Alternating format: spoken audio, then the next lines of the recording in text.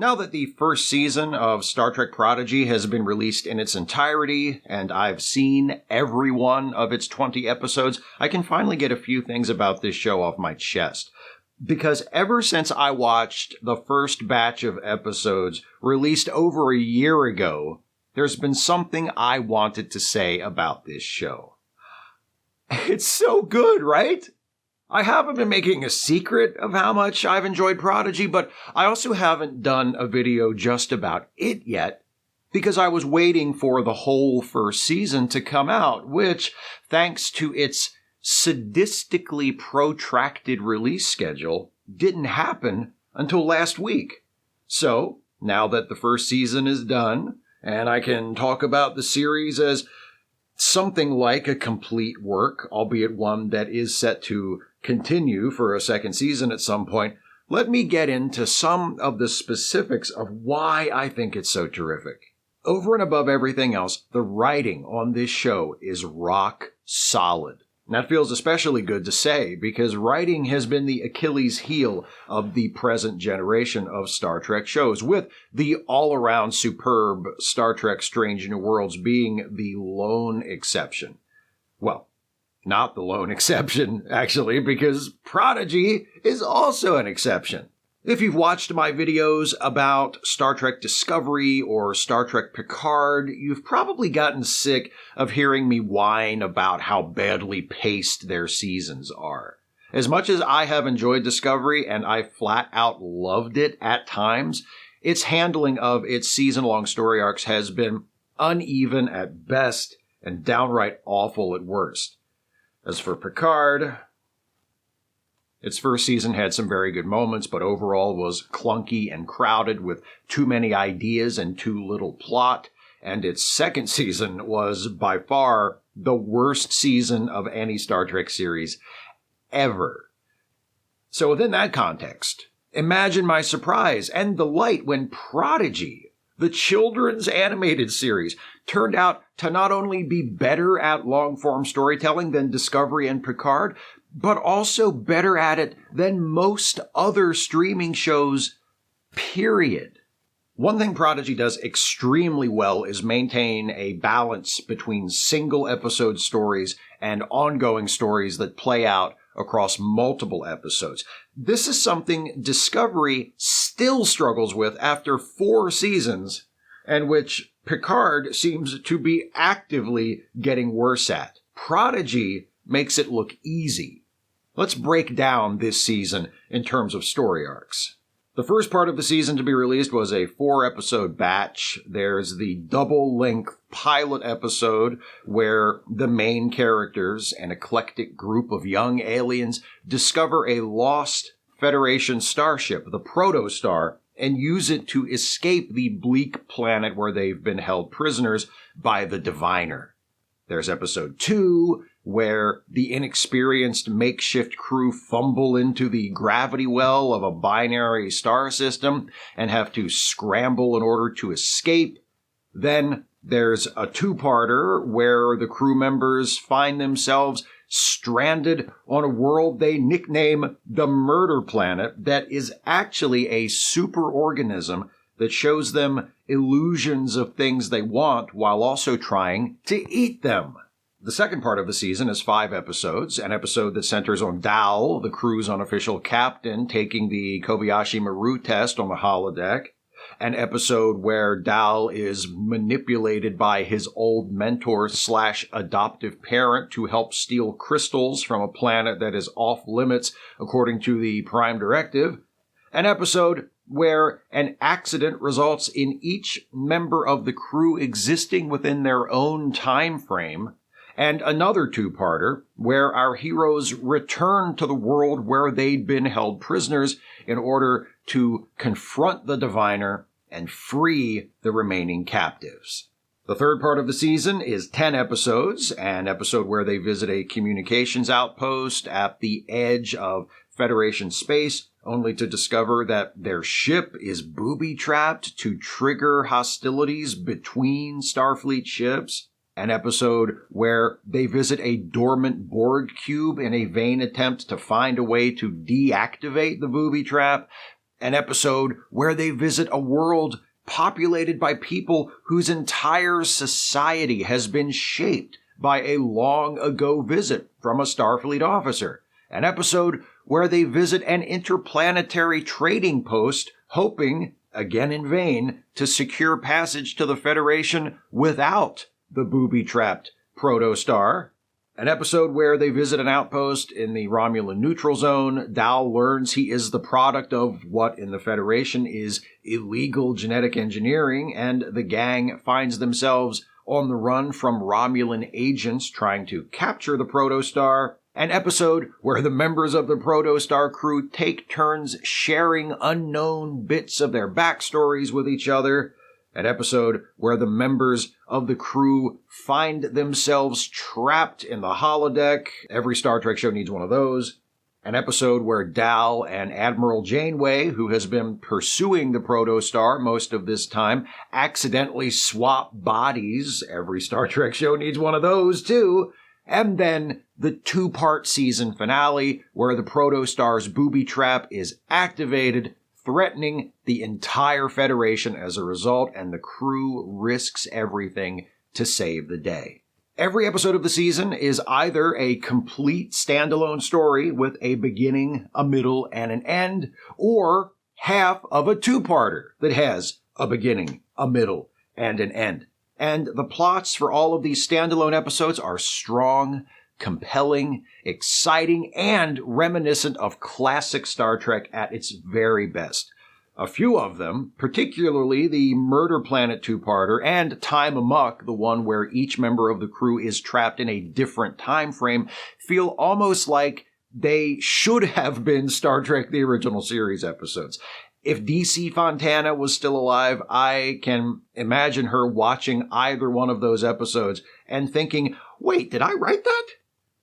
But in addition to their complete and satisfying standalone plots, each episode also furthers one or more ongoing stories. In the first 4 episodes, the ongoing stories have to do with the members of the crew learning about the ship, meeting the hologram of Captain Janeway, who serves as their mentor, getting to know each other, coming to trust Gwyn, who is the daughter of the diviner and is initially regarded by the others as a threat, and running from the diviner himself, who will seemingly stop at nothing to capture the protostar. These threads each continue into part 2 of the season as well, plus we meet the real Janeway, now an admiral, who is also in pursuit of the protostar, because it turns out the original captain of the protostar was her old first officer, Chakotay, who is now missing, along with the rest of the original crew. Part 2 ends with the apparent defeat of the diviner, and Part 3 sees the crew's quest to reach the Federation thwarted by the discovery of the booby trap weapon. Meanwhile, Admiral Janeway, who doesn't know about the weapon, continues to pursue the protostar, eventually learns that the ship is being flown by a bunch of kids, and also picks up the diviner, who has seemingly lost his memory thanks to an encounter with Zero the Medusan. And there are a few other surprises that I don't need to get into. The season's overall story is structured so that there are multiple payoffs. Some plot threads are resolved, while others are pulled further along, and new ones are introduced. There are twists that spin the story into new directions. There are clear goals which our heroes have, goals which they almost reach, but are then forced to temporarily abandon.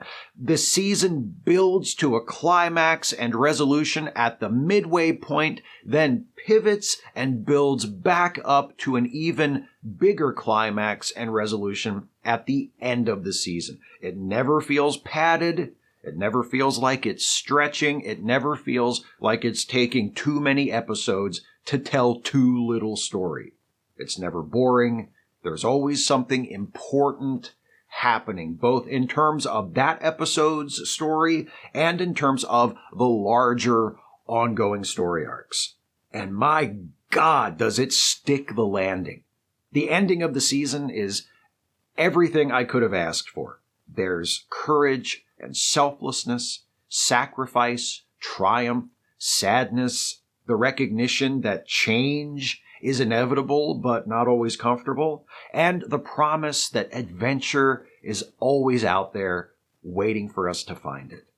In other words, all the things that its fellow current generation Star Trek shows and lots of other streaming series have done wrong in terms of storytelling, Prodigy does outstandingly well. Besides its excellent, smartly structured plotting, the show also features a cast of likable, diverse, and dynamic characters. Each member of the Protostar crew starts out as a clearly defined, easy-to-grasp type, and they each have an arc that sees them grow and change throughout the season.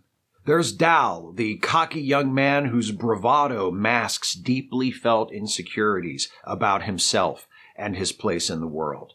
There's Gwyn, the child of the villainous diviner who has a gift for language and communication and who was created by her father to help him accomplish his mission to destroy the Federation, an origin she yearns to transcend. There's Jankum, the Tellarite engineer whose excitable and argumentative nature doesn't keep him from being one of the most valuable members of the Protostar crew. There's Zero, a Medusan who lives in a containment suit because the mere sight of their true form will drive most other people insane. There's Rok-Tahk, whose size and intimidating appearance belie her gentle, compassionate spirit. And there's Murph, a purple and blue slug whose apparent indestructibility and willingness to eat just about anything come in handy more than once during the season.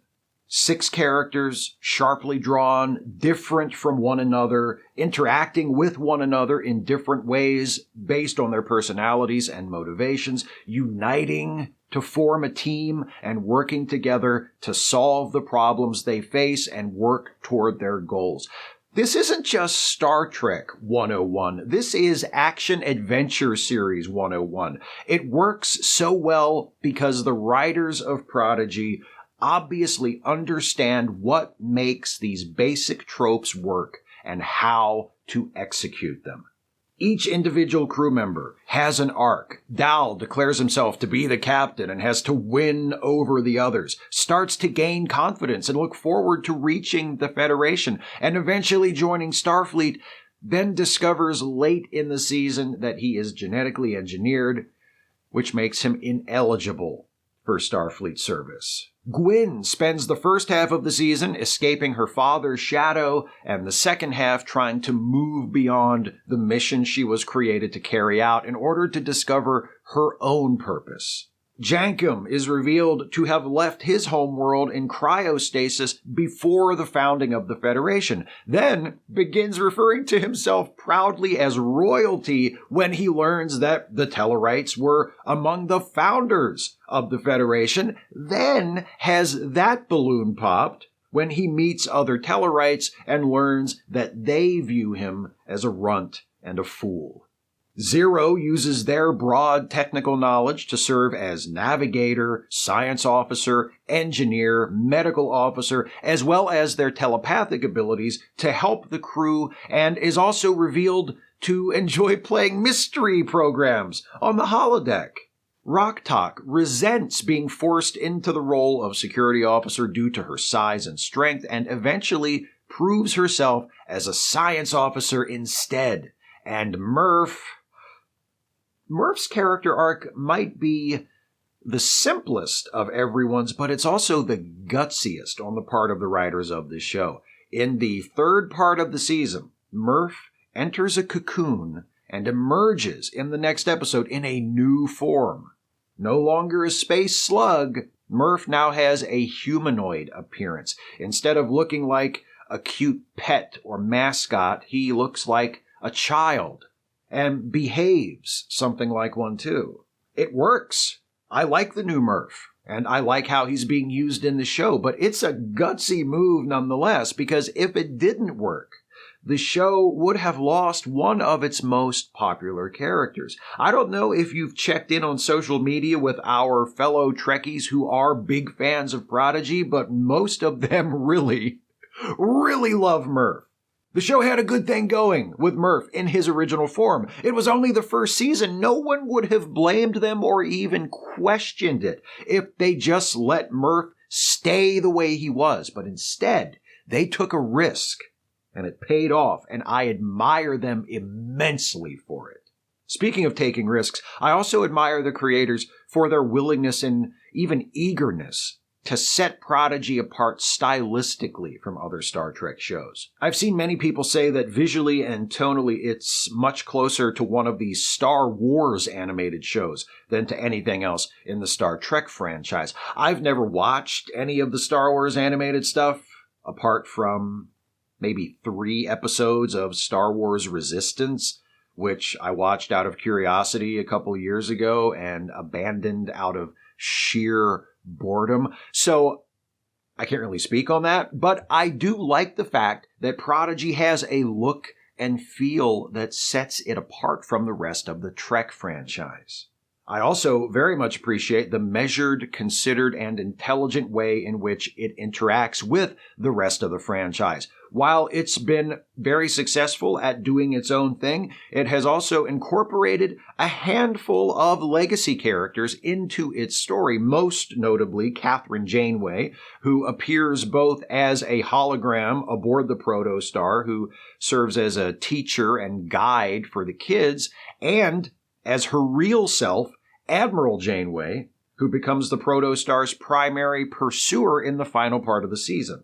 Other characters from previous Star Trek shows who make appearances in Prodigy include Chakotay as the mysteriously missing original captain of the Protostar, Edward Jellicoe from the TNG two-parter Chain of Command, also now an admiral, who makes a few brief appearances in the final part of the season, and Okana from the TNG episode The Outrageous Okana, who befriends the kids when they're trying to ditch the Protostar and find another way to the Federation, and sticks around for a couple of episodes. What makes the uses of these legacy characters palatable, even beneficial to the show, is the fact that they are treated like characters, with roles to play that are important to the story. They aren't, hey, look who it is, fan service cameos.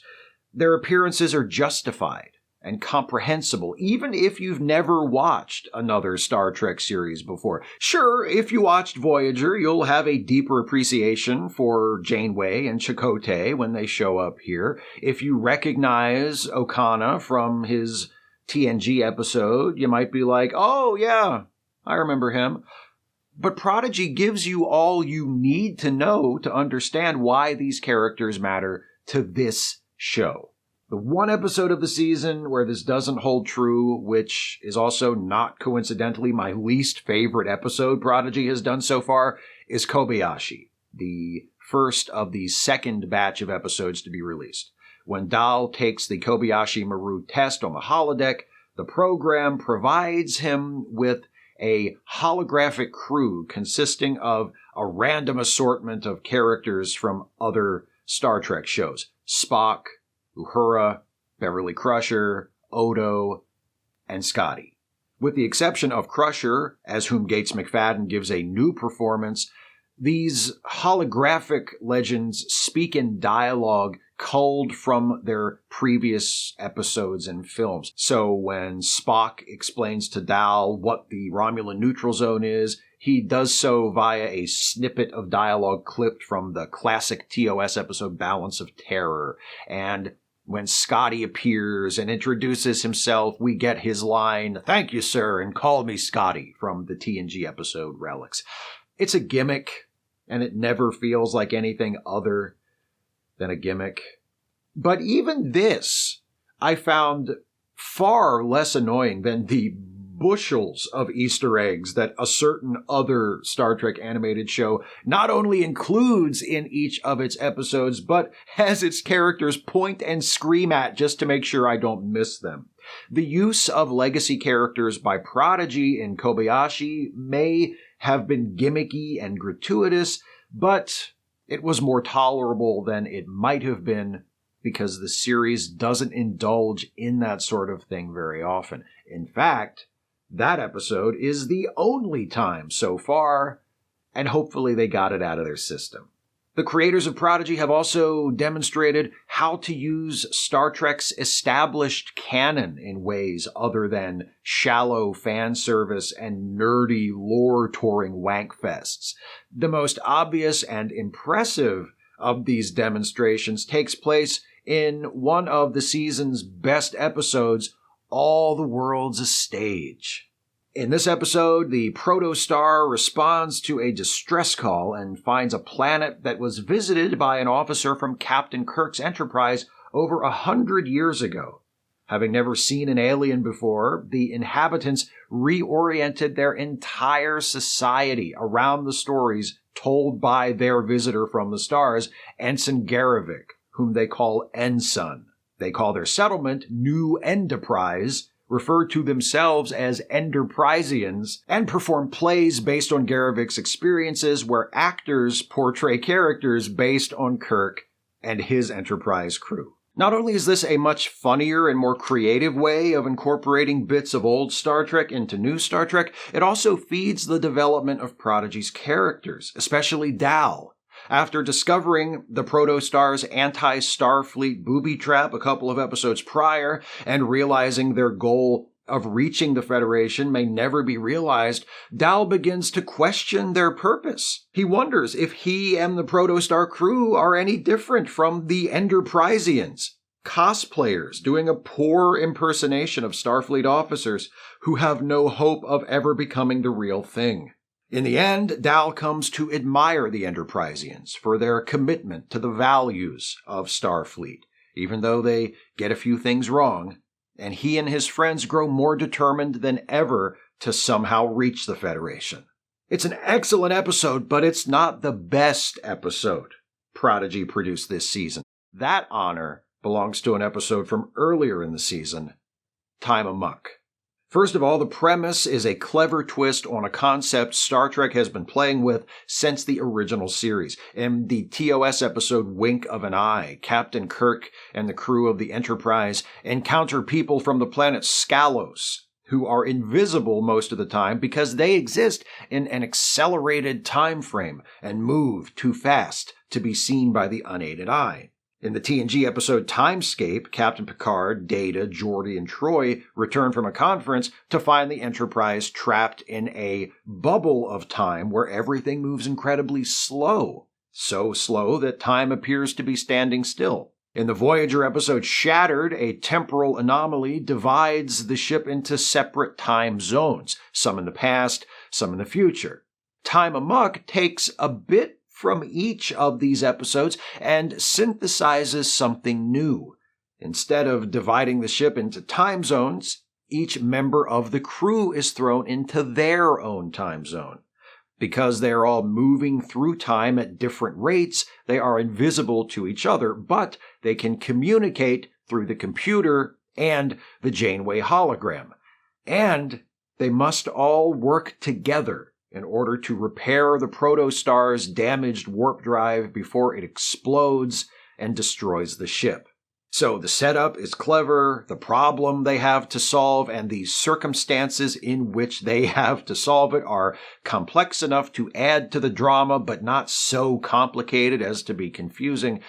But what really pushes Time Amok over the top and makes it an instant classic is the characterization.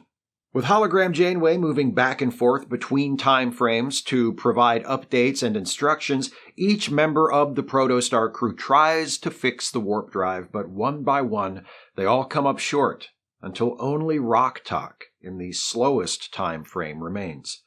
With no alternative, and all the time she needs, completely alone on the ship, Rok uses the computer to teach herself the math, science, and engineering necessary to construct a warp matrix to repair the ship. She also manually restores the Janeway hologram, which Rok had previously disabled in frustration, because she needs Janeway to give her one last piece of crucial information.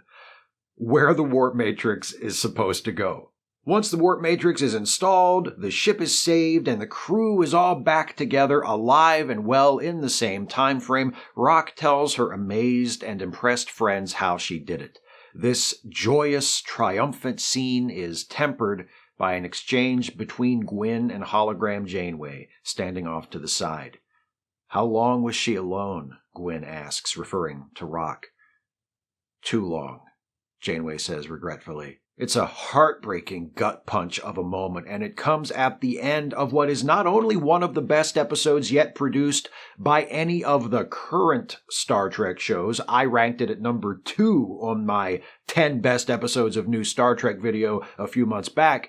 It's also the best episode of any animated Star Trek series ever, and it's not close. Sorry, yesteryear, you're good, but you're not this good. I won't go so far as to say Prodigy is the best of all the currently in production Trek shows. The first season of Strange New Worlds was pretty damn great after all, but it is definitely the most welcome surprise of this generation of the franchise. It's not so much that I expected it to be bad going in. I just knew it was aimed at a young audience and assumed it wouldn't be for me. How wonderful it was to discover that I was wrong. Not only do I like Prodigy a lot more than I expected to, it's a lot closer to the sort of Star Trek show I would make than I thought it would be. For a while now, I've thought it would be a smart variation on the standard Star Trek setup to center a series on a smaller starship, where instead of a crew of hundreds of anonymous extras, the 6 or 7 main characters are the only ones on the ship. The Protostar and our ragtag gang of protagonists fit that bill to a T. I've also often said that my preferred way to write a Trek show is to focus on single-episode stories with ongoing character development and a few plot threads weaving through and tying everything together. Again, that's what Prodigy's been doing.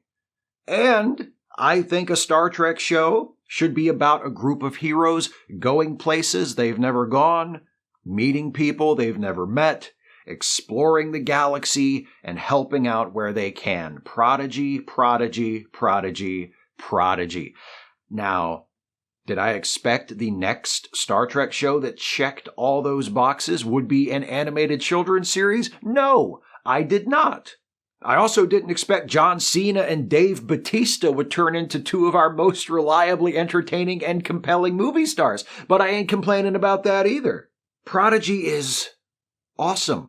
The energy, tone, and style are youthful, but the craft is mature and sophisticated and pretty damn close to impeccable. There are wrong steps taken here and there in the course of its freshman season, but they are few and far between. The overall product is in the finest tradition of classic Star Trek, and it's among the best of the new stuff from these last several years. Hopefully it will serve as an entry point for young fans, allowing a new generation to discover what it is that has kept all of us hooked for so long. And hopefully we adults who love the show too won't make it weird for the kids. Like, seriously. I know some of y'all are my age and you'd sell your blood to get one of those Murph plushies they were giving away at New York Comic Con a few months ago. Just don't make it weird. You know what I'm saying? What? These are... No. It's not weird for me to have those, okay? I use those to make comics. That's the only reason I have them. And besides, they're collectibles, not toys. They're not meant for kids. You know, they're meant for big boys. Adults.